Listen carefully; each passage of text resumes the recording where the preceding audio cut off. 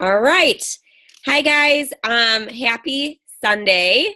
Hi Elizabeth. So nice to see your face. She had a nice golfing day today in this gorgeous weather. Yeah. I'm really excited to have so many of you guys hop on. Thank you so much for taking the time on your Sunday to jump on with us. I think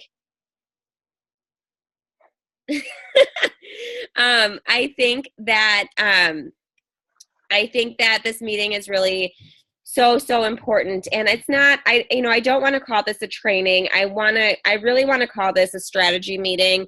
I want to call this a way. Am I missing something on the chat here? um it's Monday here. Happy Monday, Trina. Yeah, it's Monday in Australia. She lives in our future. So anyway, we have limited time today. There are so many things, a couple weeks ago I was on, or last week I went to that retreat and learned some really great things that I shared with you guys on the live video on Team Grind. It really opened my eyes to so much that's going on with our company and so much to be excited about. And I think it's so important for us to share these exciting, new things or perspectives with our team, just so you guys understand a little bit about the opportunity that we really have. And a lot of these individuals who are either working with the younger market or are in the younger market, as I was meeting with all these different leaders and got to be a part of all these great groups and all of these fun things. Literally, the biggest thing that everybody wanted to know was, what is it like working with the college market and how do I get in? Which tells you that we've already started figuring this out. I mean, maybe we haven't quite perfected it yet and it's still a work in progress, but we are well ahead of the majority of the people within our company, and everybody is wanting a piece of it. And so it is so beyond exciting what you guys really have here. And I want to really just kind of capitalize on it. So I want to discuss a couple things. I'm going to pull up my notes. I want to talk about, and I'm going to have Elizabeth actually talk about, what the college market really means from where we stand in the marketplace and what opportunities that is for our team, what that means to you guys as far as money. And I also want to talk about how do we build from here? How do we really take what we have, this golden opportunity? How do we take it? How do we build on it? And how do we find our success? What does that mean? And that just really means strategizing and consistency. So I'm going to talk a little bit more about that. I'm going to let Elizabeth take it away and talk a little bit about what exactly do we have here, Elizabeth, in the college market. Okay. Hi, guys. Thanks for having me on. Is that on my end, that beeping? No, it's mine. Sorry, I'm muting myself. I'm sitting here watching this thinking it looks like I just escaped from jail in my stripes here, or I'm like, where's Waldo or something. You guys, this is such an exciting topic.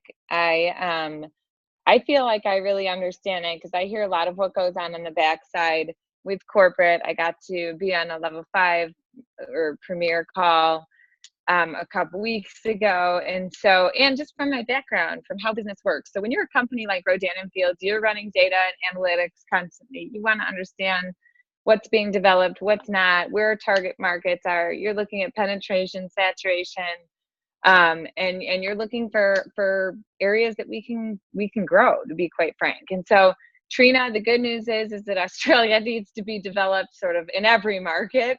But you could start looking at this college market there too, because typically what happens is everybody, with a company like Rodan and Fields, where we're going like, okay, our main passion, our main goal is anti-aging. We're going to go for those markets that are aging. Wah, wah. It's like my market, right? And so if you look at Rodan and Fields numbers, we've really developed that sort of 33 to 42, 44 market. And we've got a lot of the mommy market. And some of the teams are almost a little bit like sorority, post sorority, but sorority like Mommy and Me and mommy businesses and mompreneurs.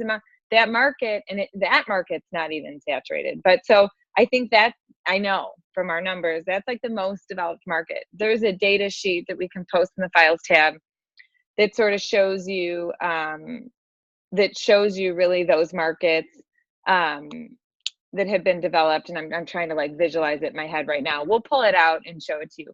As a business owner, what we want to do is Kendall just jumped off. I guess we were boring her. And so what we want to do is we want to go, okay, here are markets that I can develop. And that's sort of like the easy market, the low hanging fruit market. But then if you're looking to make money, you're going, okay, what are these outlying markets, right? Those are the markets we can build. And so when I listen to other leaders, and I am telling you, there is a big push on corporates and to get us to develop those markets. So they're actually saying on the RFX calls and on the level 5 calls, they're actually saying, okay, what about the 20 young professional market? What about the college market? What about the retirees? So they're going on either end, right? And for us, here's what I know. Oh, Kendall's back. Okay. Hi, Kendall. Welcome back. And so what's going on for us is on our team is I know that you guys have already started, and me too, and Lauren and I talked about this, Naomi and I have been on calls. We have started to develop this market. And so I want you guys to know that this is called in business, is it's called your little competitive advantage. You have an advantage because you are starting to build out a college team. You have that advantage. You guys are a little bit ahead. We figured some things out. We're going to talk about more ideas here today, and we should keep talking. And I'm telling you, to be a CEO, you guys know your market because you're college kids. So start figuring out what language works, what a college kid business looks like. We know that third-party validation is critical, but I think we've already agreed that three-way calls for introductory calls, they don't work maybe for the college market. So now we need to do a specific quick opportunity call, or maybe we could come up with something digital. But let's come up with all those ideas so that we have a third-party tool. It's not going to be the three-way call for the first intro touch point, but maybe something else. And I want to tell you guys to sort of really protect this because so many other people are looking for it, okay? And I'm all about collaboration. I'm all about working with others. I'm not saying not to do that, but collaboration is a two-way street. It's a give and a take. It's not just a take. And so as you're collaborating with people on Team Grind, that's kind of what I would suggest you guys do. And not that I don't want like all of Team Rise to also develop the college markets, but be a little bit, or Team Drive or Team Up, but be protective with your gift. Like, you guys have this edge, you have this advantage. Work together on your team to help each other build and develop it. Someone like me, I should be helping you develop it. And that's not my thing to share with other people. And someone like Carrie, she gets paid on your organization. She should invest time and help you build your business and help you work and develop this. And she doesn't have to share that with her other organization. There are such things as sort of like competitive advantages in the marketplace. And so to me, you guys have that. Now that will be sought after. Other people want to develop that market. So just like kind of keep it close to your vest and work together to figure this out and to really develop it. And get help where you need help. Go to the leaders if you want a different perspective or a different idea. Go to a sideline sister. What I liked about what's going on Team Rise is, I know you guys did a college event and then we did a teacher event, and we're going to do our own little like nurse event. I'm going to do a little event. And so we'll get to share those ideas with each other too. But really, collaboration is a two-way street. For this, I think that maybe we have like a little think tank, and Lauren, I'm going to shut up. I know I'm probably too loud, but a little think tank, a college think tank would be great, or a young professional think tank. And I think the language, which we've already talked about, obviously needs to be scaled back a little bit. And maybe we could have some of the college kids talk about what are those things that would make them go, oh yeah, I could do this. I loved Lauren's idea that she posted yesterday. I was like, that's brilliant, that she sent out to the group about a post for social media yesterday. So I think this is worth the work, you know, and I think sometimes when we come into different businesses or different things, and you guys know, you guys are smart kids, you guys are working hard, you're getting good grades, some of you are on scholarships. You're smart, hardworking people, or in your first jobs, you're young 20 somethings working hard. Do it now. You have like 6 years where you can take the greatest risk in your life. And there's not much risk here, right? There's not much on the line. But I'm telling you, it is going to be work. Like, just take the time to figure this out. And you guys will have it made in the shade, but you have to put in the work now to sort of figure this out. And it's kind of fun to sit and think, okay, how can we develop this market? It's young people, they need money, they have a crazy strong work ethic, they know social media better than anyone. This market is like perfect for building and developing this. And entrepreneurship is the fastest growing major in colleges and universities. That's it. So people want this, a business from their phone. They're looking for flexibility. How can we give this to them? So I'm on board 100 and I guess 100% fully, but 120% to help think of ideas and help to develop this market. So, and I'm happy to answer questions too. So I'll turn it back over to you, Lauren. Elizabeth, before I let you stop talking, Yeah. can you talk a little bit? I know you posted that amazing live video on Team Rise talking about, where our numbers came out and where we stand in the marketplace. Just so my team understands what money Yeah. value, like, can you talk a little bit about the Meredith Teason and how crazy that, what exactly that means for our company? Yeah. That means that if you've been walking into this point, haul ass right now. That's what that means. So our numbers come back and we are, I think you guys know, we're the number one skincare company. Again, our numbers came back from Euromonitor. And we're nearly a $2 billion company. We've been doing this for almost 10 years. Okay, the company's having their like little 10-year abroad events. And if there's one in your area, sign up and go, you guys. It'll be a lot of fun. Meredith Teason was brought on board with Rodan & Field. She's probably one of the most impressive people I've ever met in my life. She actually started her own direct selling company when she was in her early 20s. It was a tea company, Teason's Teas. A tea company, and she actually has no college degree. She started working in a family business when she was in 5th grade. Her family pulled her out of school. She was from like rural Montana or Minnesota or something like that. They pulled her out of school and she had to work the family business. So she does not have a high school diploma. She did not graduate from college, but this girl has a work ethic. And so talk about whatever your roadblocks are or your misbeliefs about yourself. Trust me, you can get around them. And that was one of the best things about talking to Meredith, is she like would not let you put up a roadblock. So she started a direct selling company. She knows the value of this sort of direct to consumer industry. And when Rodan & Field popped up, she really wanted to work with this company. She knew that it was totally different. She loved the brand of the doctors. She saw the value of e-commerce. And so she partnered with them. She's been climbing up the corporate ladder there with them for a long time. When I started, she was our regional director of the Midwest.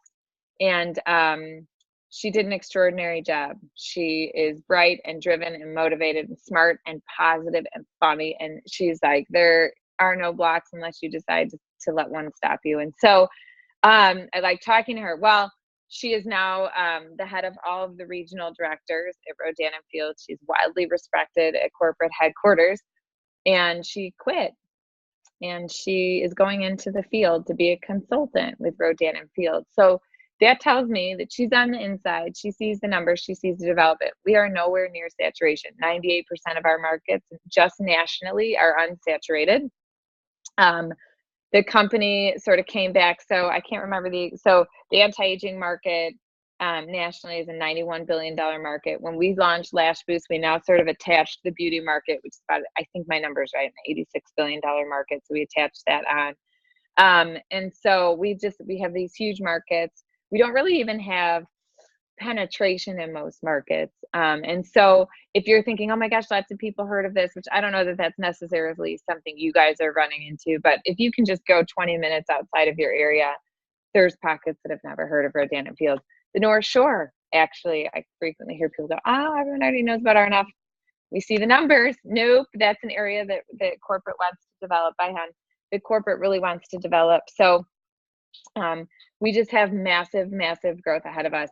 Amnon Rodan, Dr. Rodan's husband, got on, and I literally have goosebumps thinking he's just such an impressive person. And he's like, I guarantee you, we will be the number one skincare company in every single country that we launch into. That is our goal. And there's no reason not to believe him. When they launched Proactiv, nobody thought that they were going to be able to do it. And they own 90% of the global acne market.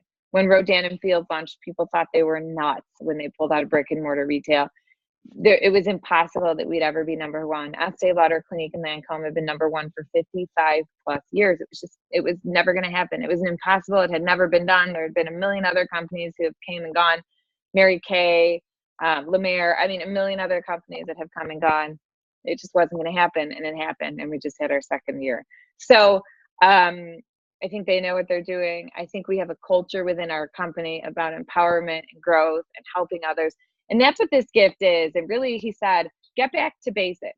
It was a call to get back to basics. Remove the blacks, remove the white noise, and start doing what we're supposed to be doing, which is sharing this gift with other people who are looking for something like this. 75% of people in America live paycheck to paycheck. This is a gift. This is a huge gift. So those are kind of our numbers. So when someone who's in corporate, who sees all the numbers, who could have joined the field at any time, right? At any point, she could have said, I'm out. I'm going to go be a consultant. She waited. She's like, this is prime time. This is it. I'm going to jump in now. And this is where she can, feels like she can have the greatest impact and build the biggest business. Because for a certain time, it's almost like too early to join the company. We don't have the brand recognition. We really didn't have all the other products and innovation that we have now. Our technology wasn't where it should be. Tech as far as the business. And so we've made huge strides, and she's like, okay, now's the time. She can make more money being in the field and being a consultant that she can being the VP of all the regional directors with a huge company.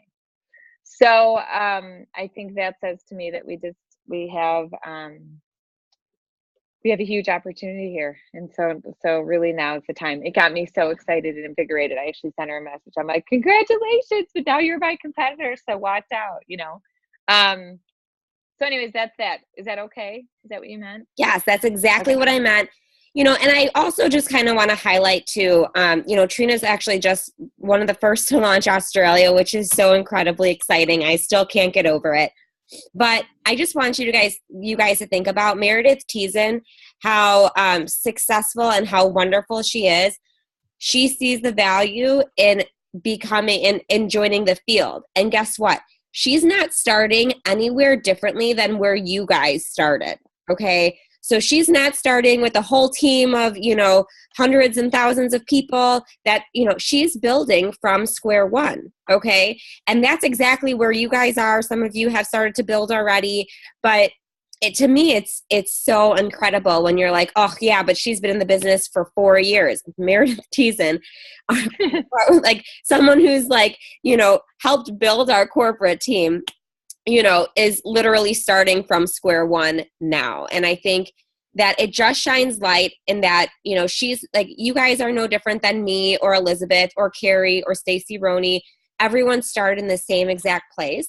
And so now let's talk about, what does it take to get to the levels that, that where your goals are. And your goals for each and every single one of you might be different. Somebody might be happy working with a few people, making that, $500 a month.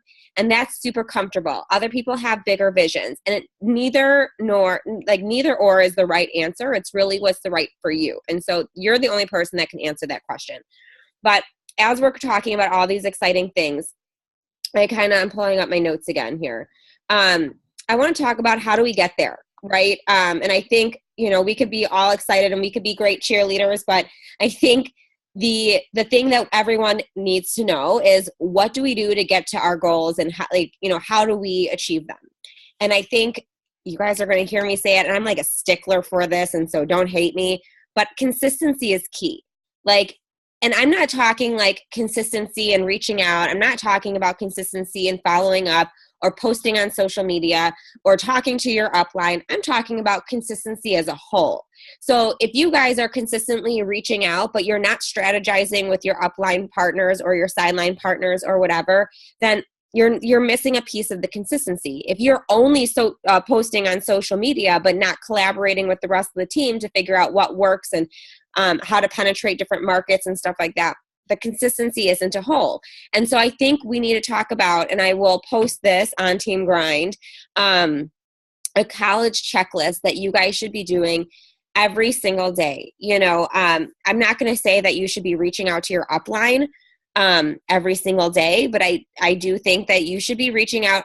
I reach out to Elizabeth more times than I probably want to admit, but her and I, and it's not like, oh, Elizabeth, I need language now. It's okay, here's what I'm working on with my team, or here's my goal in working with this demographic of people. So we're actually strategizing as power partners at this point, and that's what no matter how in the beginning of the business, as we have a couple people on here who are brand new, part of it is going to have your partner help you reach out to your network and understand a little bit more of our systems. But as some of us have been in the business for longer, these are times to create touch points and to become strategy partners. And here's the thing: if you're continuing to do the same thing over and over again, and you're saying, I'm being consistent, we need to figure out a way to tweak that to make it work for you. And if you continue to do the same things over and over again, you're not getting the results that you're looking for. We need to get out of that insanity circle. And so that's why it's so important to hold your partners super close to you. We're all part of an amazingly supportive, positive group. And so not only, what's warmed my heart is to actually see you guys reaching out to each other for different ideas. How cool is that? You don't even just have to rely on your sponsor or your direct partner, but you now have a group of people who are so happy to hear from you and say, I would love to help you figure these things out. I will tell you, one of our partners, she's not able to be on the call today. She posted that post that I suggested yesterday. She's got 5 calls scheduled, and she's talking. Oh, really? Yeah.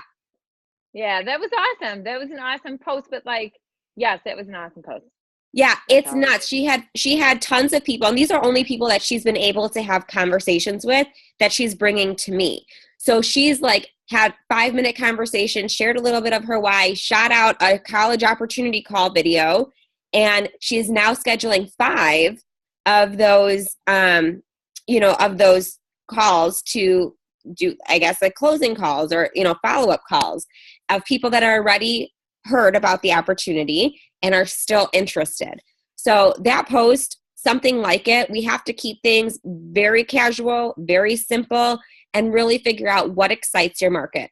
That being said, we also have to strategize. Elizabeth talks a lot about the fact that our foundation of this business is our products and is our customers. Without customers, we would have no business. And so we also need, Trina and I have actually found out that free eye creams super excites her market. If she's throwing out a free eye cream, everyone's like, I'm in, Oh, really? That's good to know. Isn't it funny? It's just what excites her market. College people, money might excite their market more, right? Because a lot of times their objections are price objections.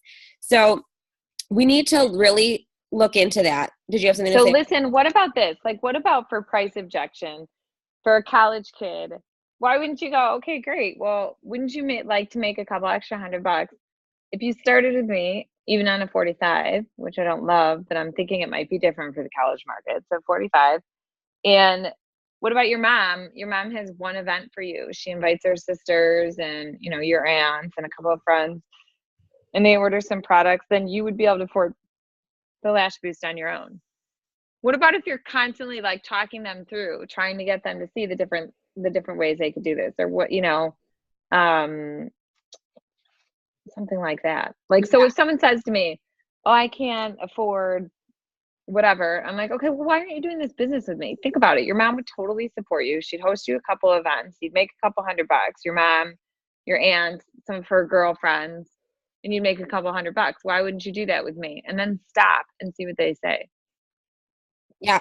The hardest part too is stopping. You have to let them answer, and really hear, what goes through their minds. And I think Elizabeth just tagged me in, and I will tag you guys in again.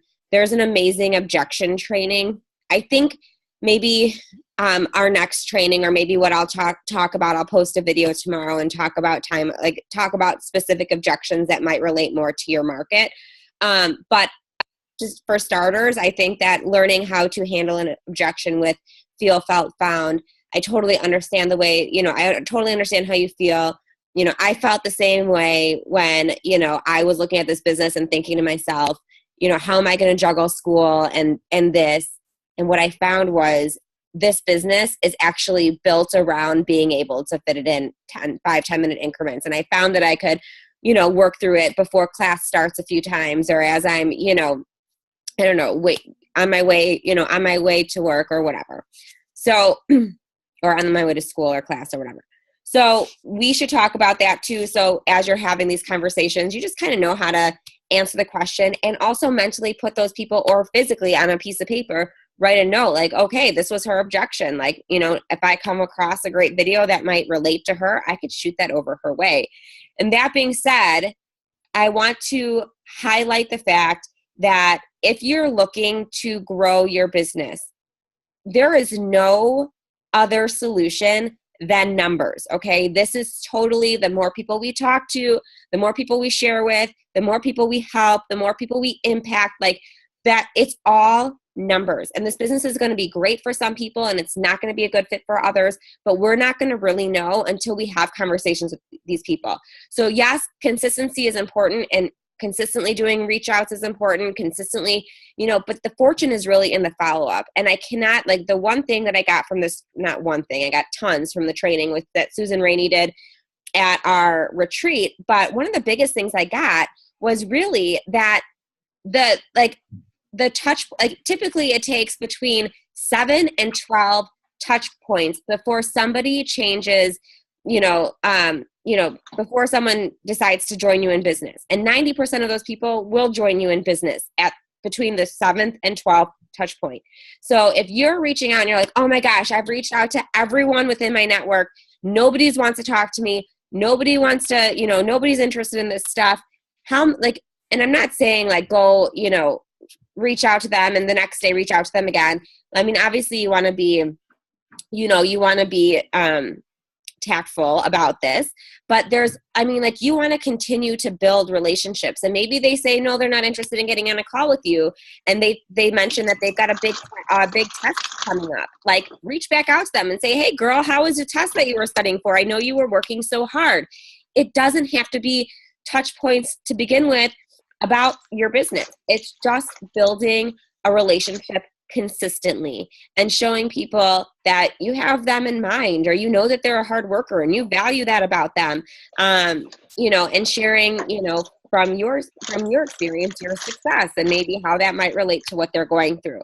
So really, the only secret sauce to success with Rodan and Fields is consistency. And that's really it. If you ask any leader, no matter how successful, whether it's, they're making $100,000 a month with Rodan and Fields, or whether they're making, just getting started, but finding their success, doesn't matter. Their answer is going to be that they just continued to work their business every single day they showed up to work. I do recommend, and listen, I get it. Everyone's got busy lifestyles. My babysitter was out. And so Michaela actually helped me with my kids this past week. And she's like, hey, listen, there's never been a time that I understand more. She's like, half the day you don't even have your phones because your kids hijack it, and that's the truth. Everybody, to some extent, to some different shade, has a lot going on and is extremely busy. But making things like this a priority will guarantee your success. I didn't get very many answers to the video that I sent, that I posted about the 4 questions and whether your want matches your need. And I think that at the end of the day, that's probably the biggest piece to all of this, is if you want it as bad as you need it, or if you need it as bad as you want it, all of a sudden, this business becomes a priority to you. And those people that make it a priority get paid like it's a priority. And so it is. Yeah, I think, Lauren, too, can I add one thing to what you're saying? So when people call me and they're like, oh, I'm frustrated with my business, I'm like, okay, great. And it's a business, you know, like if you just want to make $200 a month, that's fine. Go find customers and it'll be pretty easy. But, you know, I'm always like, okay, well, let's talk about that. How many people have you talked to this week about Rodan and Fields? Shared your story with this week with Rodan and Fields? They're like, no one. I'm like, can't build a business then. You know, it's really that simple. It's not even reach outs. It's how many people are you actually talking to? And then you can develop that skill, right? It's adaptive communication. You're listening to them, you're thinking about them, and then you're sharing a little piece of your story / why. And then you're putting it back on them and you're seeing where they fit into your business. But that's it. So I think so many of us have these expectations that we're going to be successful. And I'm like, but wait, you haven't even done the level of work that it takes to be successful. You're expecting an expectation. So you're looking at someone in RNF going, well, I should be as successful as Lauren or Carrie or Rose or whoever. And it's like, well, wait, they've collected about 870 no's from live conversations that they've had with people. How many conversations have you had? So it's almost like, it's funny because I find people are like, oh, this isn't working for me or I'm not failing. I'm like, no. It's working perfect. You're supposed to be getting some no's and you'll get yeses too. You just haven't done the work yet to yield the results. It's there though. You know, it's there. Just keep sharing this. It's a huge gift, but you have to be having the conversations with people. And if you're not, they can't join you in business and they can't buy a product from you. Right. And so it's like we have an expectations, but we're unwilling to put in, which is what you're saying, Lauren. We're unwilling to put in the level of work that it would take to sort of get there. And so we look at people going, oh my gosh, they're so successful. And it's like, well, only because we've just talked to more people. That's all. That's the only difference between someone who has a team and has built, you know, substantial revenue with this and someone who hasn't. We've just talked to more people. We've just collected a ton more no's. That's all. Yeah. And so, you know, again, all of this comes to the strategy. Okay, so how do we talk to more people? So we'll have to kind of cater our language to figure out what works for everyone, what works for the college market, what works for the non-college market. And, you know, I want you to also think about what Elizabeth was saying about Meredith Teason. And I want you to think about where her background came from. She was not wildly successful in corporate. She was not VP level. She was not, you know, at management level, you know, when she started her career. She didn't even have a high school diploma. Okay. Yeah, no, right. Yeah. No. So as you guys are coming, you know, across these blocks that you guys are putting in your own way, I think, you know, it's a story that we tell ourselves. And I promise you there's a solution. If you feel like your network isn't large enough, there's always more people and more resources to build your network. Michaela and Sabrina have been killing it on Bumble BFF, on Shaper, on the app. So there's specific apps that are generated for connecting with positive people and building your network. And then there's LinkedIn. Even if you're not in the college market right now, Trina, this might be something you want to look into. Or even if you feel like your college network isn't huge, or you want to collaborate with other people who are serious about business in college, and go on LinkedIn. I send LinkedIn messages every single day. I diversify the way that I'm reaching out to people to get the best results, because if I stay with one way, I feel like I'm just limiting myself. So I try to split it up. I do the networking apps. I do LinkedIn. I do Facebook. I even do Instagram now, which I was so not familiar with or comfortable with in the beginning. So there's always going to be ways around it. I'm going to ask you guys again. We're less than a minute left in this meeting. I'm going to ask you guys again to please go back and answer those questions this week. And send, you know, if you can or feel comfortable sending me the answer so I could help you figure out where your goals are specifically. And then I would like if you guys as homework could send me one of your, my phone's ringing, sorry.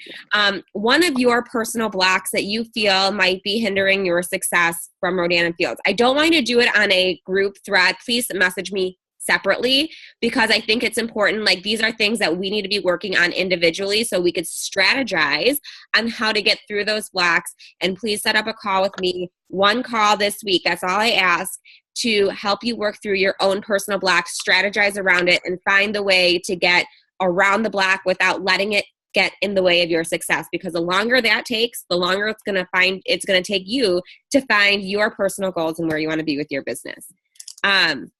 So that's all I have for you to get today, guys. This is like such an extremely amazing time. Obviously, the numbers show it. Everything else shows it. You guys have it, and we're all building it together. Elizabeth's here helping us build. This is like, I'm like so excited. I'm like giddy. I am so excited, you guys. So call us, like ask for help. We're ready to help you. We can't do the work for you. We can't do your push-ups for you, but I might be able to do your push-ups for you. Lauren can. But really, guys, I mean, you guys have an amazing collaborative team that's willing to help you do the work and hold your hand through it and work your way around it to find your goals. And so use it, because not everybody has a team that provides this type